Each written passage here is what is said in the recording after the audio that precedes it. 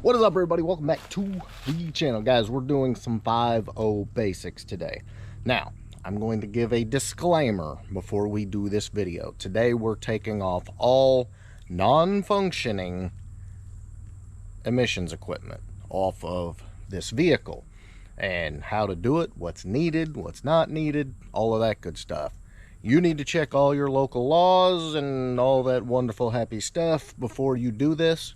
But this is how you do it on a vehicle that's not running, functional, or otherwise mobile in any possible way, shape, or function. So let's get started first by going over what exactly we're going to do. All right, so what we have here on this non-functional vehicle is a non-functional emissions system. As you can see, the components are the smog pump, which as you can clearly see is locked up. And then you've got all your little valves and your hoses and your solenoids, crossover, all that. We're going to be removing all of that today. I've gotten a ton of emails and a ton of questions about which of these is needed, which of that is needed. None of this is needed.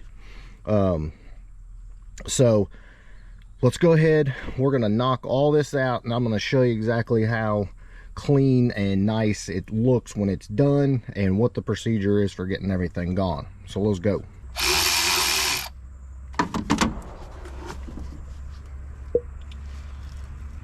All right, so next thing we're going to do, I'm going to get all these hoses, solenoids, all this crap out of the way.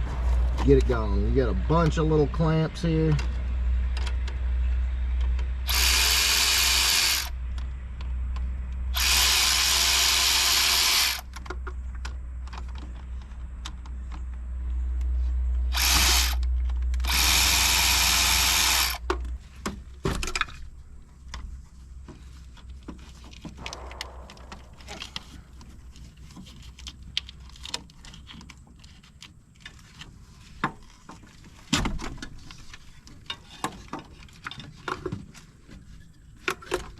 Alright, part number one. Next, you get rid of all these vacuum lines. Now the thing about these vacuum lines is they have their own reservoir inside the fender well here. There's two of them. So you don't have to worry about causing yourself vacuum issues. Just plug off the ones that go up here.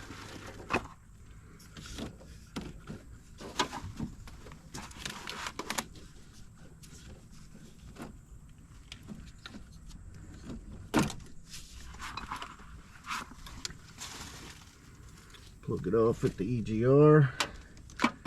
Good to go. Now we're going to get these solenoids out of the way.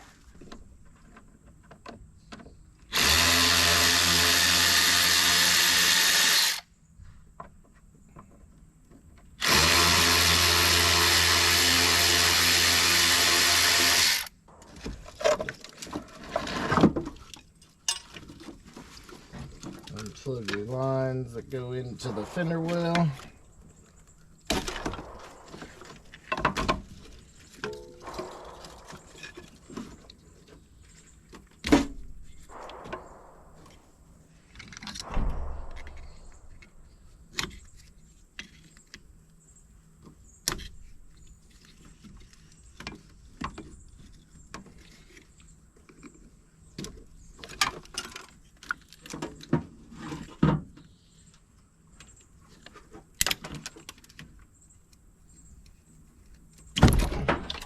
Alright, more junk out of the way.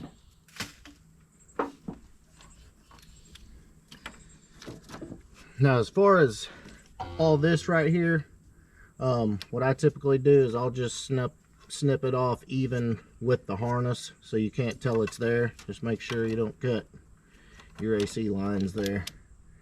But we'll snip those off in a minute, and then I just take this vacuum line. You can either cut it off, yank it off, or just stuff it off in the fender. Whichever you want to do.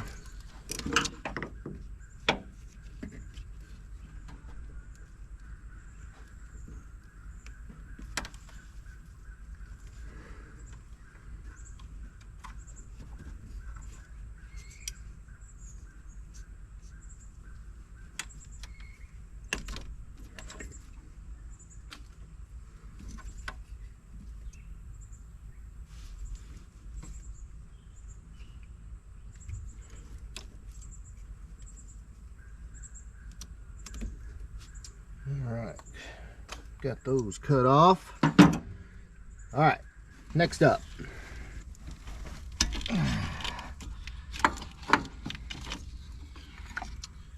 Solenoid.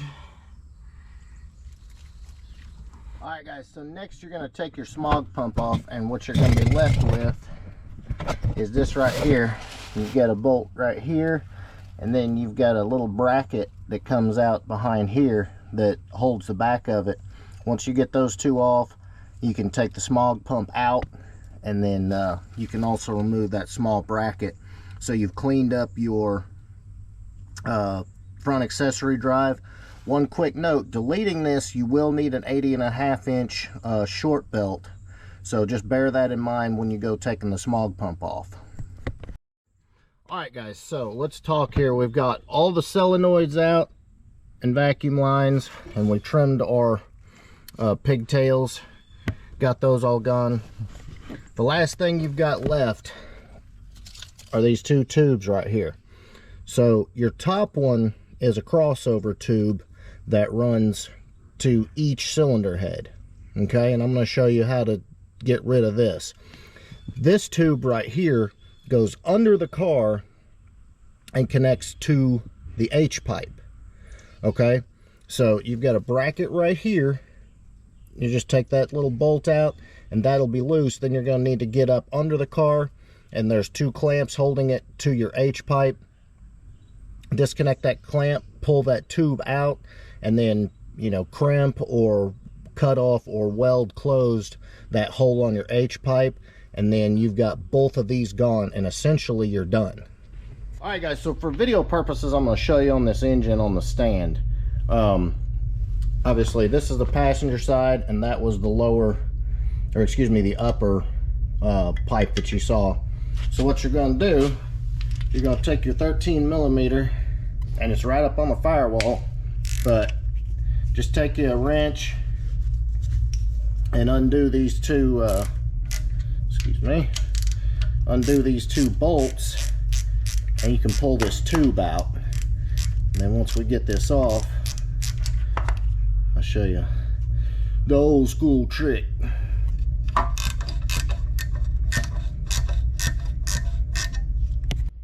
Alright, guys, so essentially what you're left with is your crossover tube.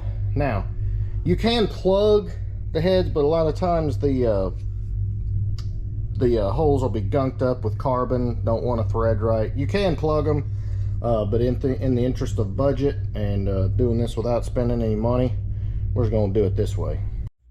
Alright, guys, so what you end up being left with, and normally I'll cut those a little tighter, but just again for video reference, this is what you're left with. So what you're going to do, you're going to take your bolt, stick it back through your hole, upside down this time, as you can see. Thread it back in.